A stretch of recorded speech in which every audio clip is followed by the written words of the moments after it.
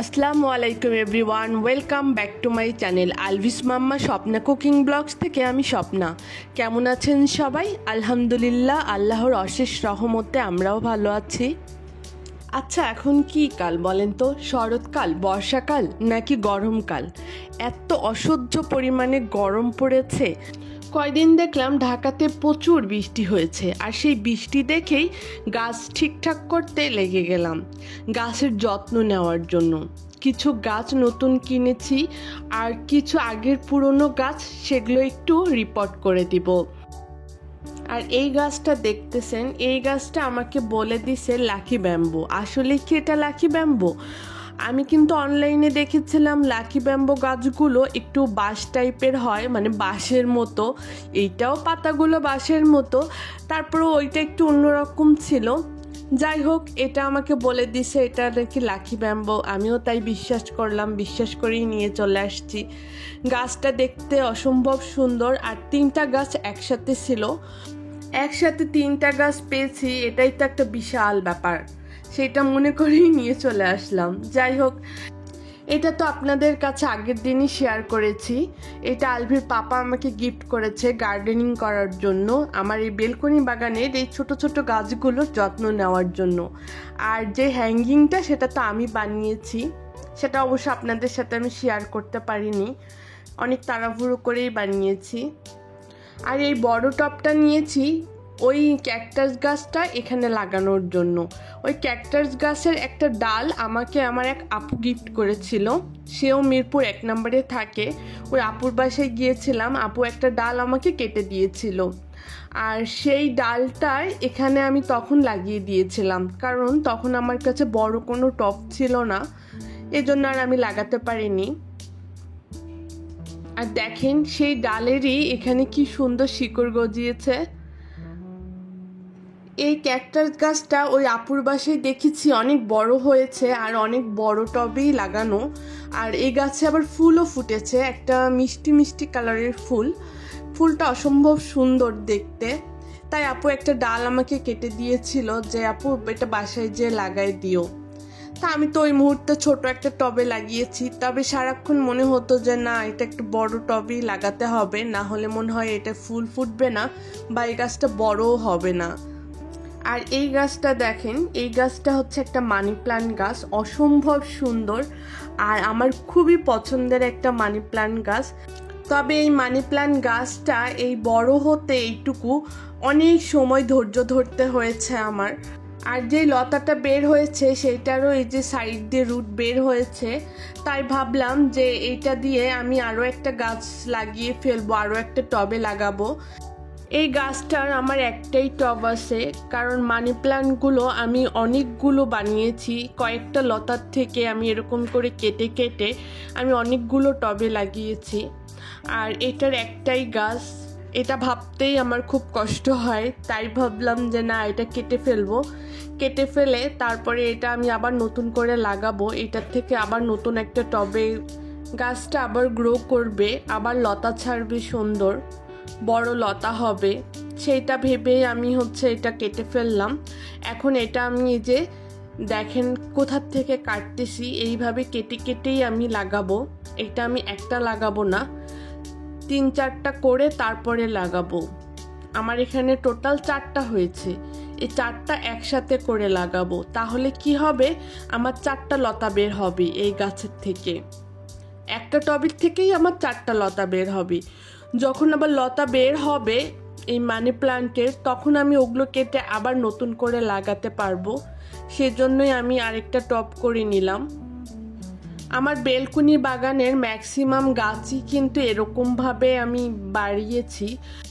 যখন দেখেছি যে গাছটা বেশি গ্রো করেছে, সেইটা দিয়েই আমি 2-3টা করে নিয়েছি, আলাদা করে নিয়েছি। এতে আমার গাছের সংখ্যাও বৃদ্ধি পেয়েছে, আর আমার বারান্দাটাও সুন্দর হয়েছে মাশাআল্লাহ। আর অফ ক্যামেরায় আমি এখানে লাকি ব্যাম্বো গাছটাও আমি আলাদা করে নিয়েছি, যে সামনেই দেখতে পাচ্ছেন। এইটা হচ্ছে 3টা একসাথেই ছিল, আর আমি এটা 2টা আলাদা করে একটাই লাগিয়েছি আর একটা সিঙ্গেল একটাই লাগিয়েছি। আর এটাও সেরকমই করব, এটাও আমি অর্ধেক করে 2টা টবে লাগাবো।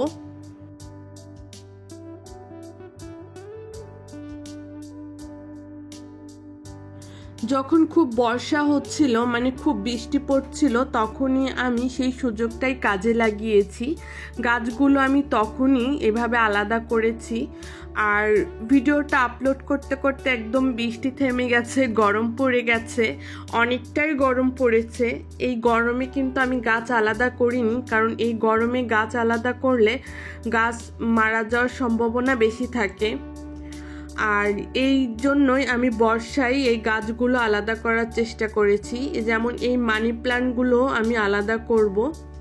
এই মানি প্ল্যান্টগুলো একটা একটা টব আছে, এই জন্য আমি 2টা করে নিব।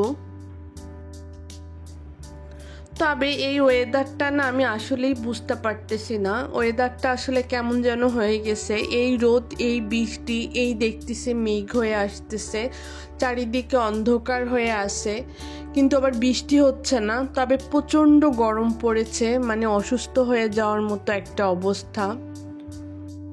এই গরমে তো আমি গাছে 2বার করে পানি দিচ্ছি, বেলকনিতে প্লাস ছাদে। আর বেলকনির গাছগুলো আমি 2বার করে স্প্রে করতেছি। রাত্রে ঘুমাতে যাওয়ার আগেও আমি একবার স্প্রে করে তারপরে ঘুমাতে যাই। গাছের পাতাগুলো কেমন যেন নিস্তেজ হয়ে গেছে, এই জন্য একটু স্প্রে করলে গাছের পাতাগুলো একটু সতেজ হয়। গরমে গাছের পাতাগুলোই এমন হয়ে গেছে। তাছাড়া গাছগুলো এরকম করে ঠিক করার আরও একটা কারণ আছে। আমি এখান থেকে কিছু গাছ একজনকে গিফট করব, আর কাকে গিফট করব আপনাদেরকে অবশ্যই জানাবো। আর যখন গিফট করব তখন তো আপনারা জানতেই পারবেন, আপনাদের সাথে আমি অবশ্যই শেয়ার করব। আর এই গাছটা দেখতেছেন, এই লতাটাও অনেক বড় হয়েছে। এইটার 2টা টব আছে আমার কাছে, 2টা টবের গাছই অনেক লতা ছাড়ছে আর অনেক বড় হয়ে গেছে। আবার মাটিগুলোর উপরে কেমন ফাঙ্গাসও পড়ে গেছে, তাই ভাবলাম এই 2টা গাছই এরকম লতাগুলো কেটে ফেলবো। কেটে ফেললে টোটাল 2টা গাছ মিলে 3টা করব। আমার বেলকনির অনেক গাছেই এরকম হয়েছে, গাছের গোড়ায় ফাঙ্গাস পড়ে গেছে কেমন বর্ষায়। আর তাছাড়া আমি অনেক দিন এখানে হাত দিতে পারিনি টবে, কারণ আমি অনেক দিন অসুস্থ ছিলাম। অসুস্থ থাকার কারণে শুধু পানি দিয়েছি, স্প্রে করেছি, কিন্তু এই মাটিগুলো বা এইগুলো একটু পরিষ্কার করা হয়নি। গাছের গোড়ায় একটু মাটিটা একটু চেঞ্জ করে দেওয়া হয়নি। সব কিছু মিলিয়েই গাছগুলো একটু যত্ন নিচ্ছি। তাছাড়া আমার মনে হয় গাছকে সেইভাবেই যত্ন নিতে হয় যেভাবে আমরা বাচ্চাদের যত্ন নিয়ে থাকি, মানে রেগুলার একটা মেনটেন করতে হয়। আর গাছকে যত বেশি যত্ন করবেন গাছটা ততই গ্রো করবে। সেটা আমার বেলকনিতে এই গাছ দিয়েই আমি বুঝেছি। কারণ আমি যখন বেলকনি বাগান শুরু করি, এরকম যে বাগান হবে আমি এটা কল্পনাও করতে পারিনি। আমি 2-1টা গাছ লাগিয়েছিলাম, আমার মনে আছে আমার আম্মু 2-1টা গাছ আমাকে এনে দিয়েছিল। আম্মু ক্যাকটাস গাছ এনে দিয়েছিল, সেই গাছগুলো অনেকটা গ্রো করেছে, অনেক বড় হয়েছে। কারণ আমি ভাবতাম আমার বেলকনিতে মনে হয় সেরকম গাছ হবে না, কারণ রোদের পরিমাণটাও একটু কম আসে, আর আমিও তো সেইভাবে যত্ন নিতে পারি না। আলহামদুলিল্লাহ আমি গাছগুলোতে যত্ন নেওয়া শুরু করেছি। মানে কিভাবে যে দিনের সময়টা আমি বের করে ফেলতাম তা আমি নিজেও বুঝতে পারিনি। অনেক ব্যস্ততার মধ্যেও মনে হতো গাছে পানি দেওয়াটাই খুব ভালো লাগতো, গাছের যত্ন নিতে আসলেই খুব ভালো লাগতো। আলভির টেক কেয়ার করা, গাছের টেক কেয়ার করা, তারপরে সংসারের অনেক কাজ করা, রান্না করা, আমার লাইফস্টাইলের সব কাজের মধ্যে গাছগুলোও যেন কেমন একটু জায়গা করে নিয়েছিল নিজের জন্য। আর এটা যে কিভাবে জায়গাটা করে নিয়েছে বা সেই সময়টাও আমি কিভাবে বের করে ফেললাম আমি নিজেও ভাবতে পারি না। আর সেইভাবে আস্তে আস্তে আমার বেলকনি বাগানটা আলহামদুলিল্লাহ মাশাআল্লাহ অনেক সুন্দর হয়ে উঠেছে। মানে আমার ভিতরে গাছগুলো এমনভাবে গেঁথে গেছে, আমি গাছেদের সাথেও কথা বলি যে কে কেমন বড় হচ্ছে, কে কোথায় কি করতেছে। এই গাছটাই দেখেন, এই বারবার এই নেটের এই জায়গায় যাচ্ছে, আমি ওকে যতই ছাড়ানোর চেষ্টা করি ও ততবারই ওইখানে চলে যায়। এই গাছটা মনে হয় আলভির মতো আমার সাথে একটু দুষ্টুমিও করতেছে। সব কিছু মিলিয়ে গাছের সাথেই মনে হয় কি আমি একদম জড়িয়ে গেছি। আর গাছের এখানে না আসতে পারলে আমার খুব কষ্ট হয়। আমার বাসায় যে একাকিত্ব, একটা দমবন্ধকর একটা পরিবেশ, সেইটা আর লাগে না, আমার খুবই ভালো লাগে। আর ম্যাক্সিমাম টাইম দিনের এই সাইডেই আমি কাটাই। এই অর্কিডের দুইটা লতা ছাড়ছে, এই একটা নিচে একটা। অর্কিডটা আমাকে সামনের এক ভাবি আমাকে গিফট করেছিল, তাই এই দুইটা লতা ছিল পুরানো, আরও একটা লতা ছিল সেইটা শুকিয়ে গেছে।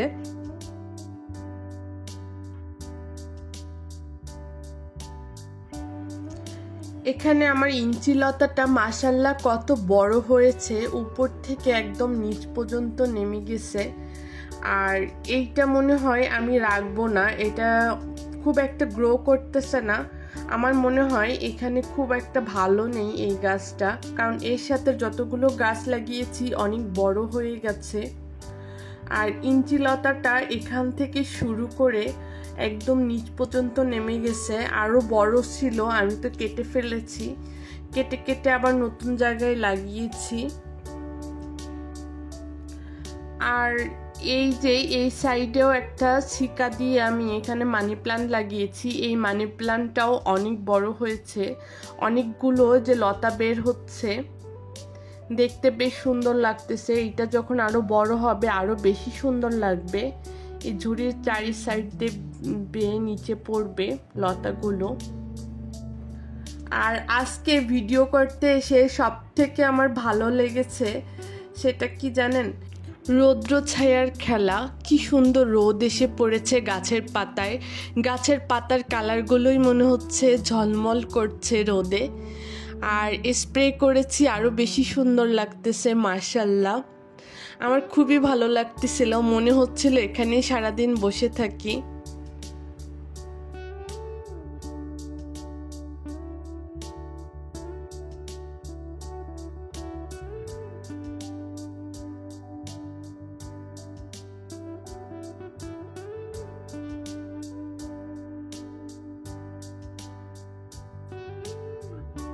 আমার বাগানের নতুন সদস্য, এই পাতাটা দেখতে অসম্ভব সুন্দর। এই গাছটা, এখানে দুইটা গাছ আমি নতুন নিয়ে আসছি, গাছ দুটোই অসম্ভব সুন্দর গাছ। আমি কিন্তু সঠিক নাম জানি না, যদিও বা আমি নাম শুনি মনে থাকে না আমার। আর এই গাছটার তো মানে কোনো তুলনাই হয় না, এত সুন্দর মাশাআল্লাহ, দেখতে অসম্ভব সুন্দর। এই দুইটা গাছেও স্প্রে করেছি। আর এখানে কয়েন গাছ আমার আগেরটা মারা গেছে, এইটা আবার নতুন করে লাগিয়েছি, ইনশাল্লাহ দেখি এটা ঠিকঠাক গ্রো করে কিনা। আর এই পাতাটাই দেখেন, এই পাতাটা একটু স্প্রে করেছি আর তার মধ্যে রোদ এসে পড়েছে, কি সুন্দর লাগতেছে দেখতে। বাগানের সব গাছগুলোই মনে হচ্ছে একদম সতেজ হয়ে উঠেছে। আর এগুলো তো নতুন ট্রান্সফার করেছি আমি গাছগুলো। আর ওই সাইডটা আমার ক্যাকটাস গাছ। আর দুঃখের বিষয়, এই ক্যাকটাস গাছটা আমার মারা গেছে, কি করে এরকম হলো আমি জানি না। এটাই তো আমি টোটালি পানি দিই না অনেক দিন। গাছটাকে আর বাঁচানো যাবে বলে আমার মনে হচ্ছে না, একেবারেই হলুদ হয়ে গেছে। আমার ভিডিওগুলো যদি আপনাদের কাছে ভালো লেগে থাকে অবশ্যই একটা লাইক, কমেন্ট, শেয়ার করতে ভুলবেন না। আর আমার ভিডিওর ভুল ত্রুটিগুলো ক্ষমা সুন্দর দৃষ্টিতে দেখবেন। প্লিজ অবশ্যই আমাকে একটু সাপোর্ট করবেন আর আমার পাশে থাকবেন। আর যারা আমার চ্যানেলটি সাবস্ক্রাইব করেছেন তাদেরকে অসংখ্য ধন্যবাদ, অসংখ্য ভালোবাসা। আর যারা এখনো আমার চ্যানেলটি সাবস্ক্রাইব করেনি তারা প্লিজ চ্যানেলটি সাবস্ক্রাইব করে দেবেন, আর একটা লাইক করতে ভুলবেন না, অবশ্যই মনে করে একটা লাইক দিয়ে দেবেন। সবার জন্য অনেক অনেক দোয়া আর ভালোবাসা রইল, আর সবাই আমাদের জন্য দোয়া করবেন। আল্লাহ হাফেজ।